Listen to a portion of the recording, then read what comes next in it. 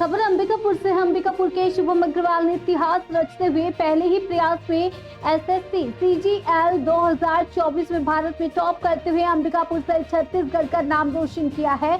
शुभम विदेश मंत्रालय ज्वाइन करेंगे। शुभम की सफलता से परिवार व शहर में खुशी की लहर दौड़ रही है। दरअसल अंबिकापुर के कुंडला सिटी में रहने वाले शुभम अग्रवाल ने भारत में एसएससी सीजीएल में प्रथम स्थान प्राप्त किया है। शुभम के पिता मुकेश अग्रवाल व्यवसायी हैं।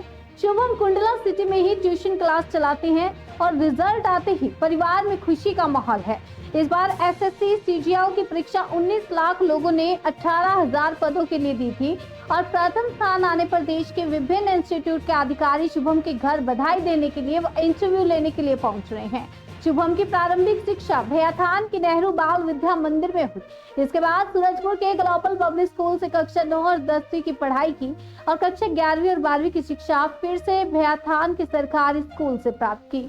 और शुभम की स्नातक की शिक्षा एनआईटी रायपुर से हुई है। ये शुभम का एसएससी सीजीएल में पहला प्रयास था।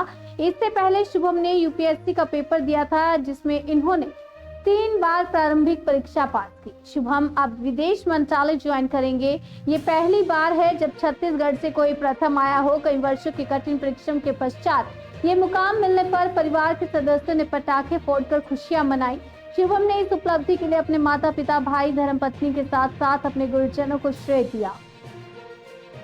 कैसे सफलता मिली आपको, क्या एग्जाम था? नमस्कार, मेरा नाम शुभम अग्रवाल है। मैंने इस बार एसएससी सीजीएल की परीक्षा में फर्स्ट रैंक हासिल किया है पूरे ऑल ओवर इंडिया में।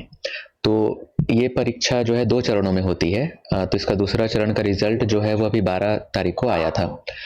तो इसमें मेरे 383 नंबर आ रहे हैं 390 में से। तो और मैंने इसमें विदेश मंत्रालय में ज्वाइनिंग ली है। जी हाँ, इसमें लगभग 1 लाख रुपए तक का पैकेज रहता है मंथली और अभी 8th पे कमीशन लागू होने वाला है। तो 2026 से ये पैकेज जो है वो उम्मीद है कि 1,30,000 40,000 के लगभग पहुंच जाएगा।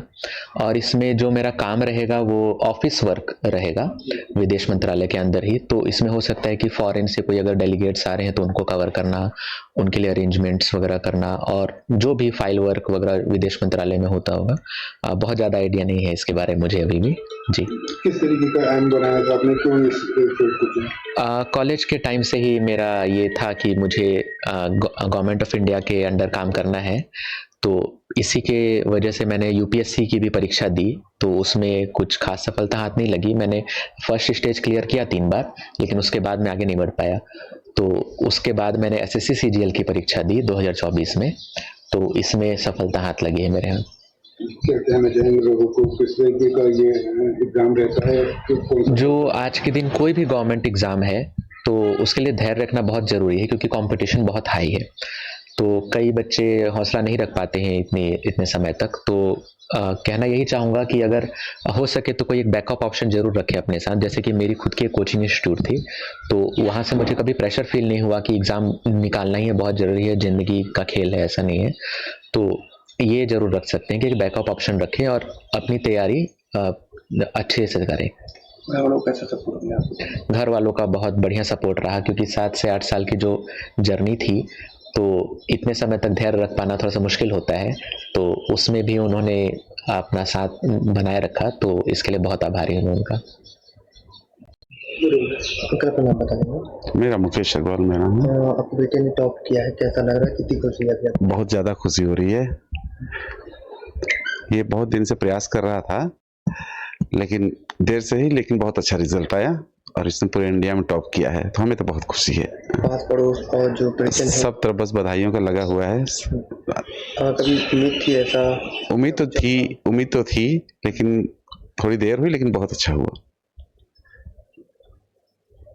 जो जिस तरीके से इन्होंने चुना था इस तरीके का फील्ड, क्या लगता है किस तरीके का सपोर्ट देना पड़ा आप लोगों को? हम तो हमेशा थे इसके साथ ही में थे।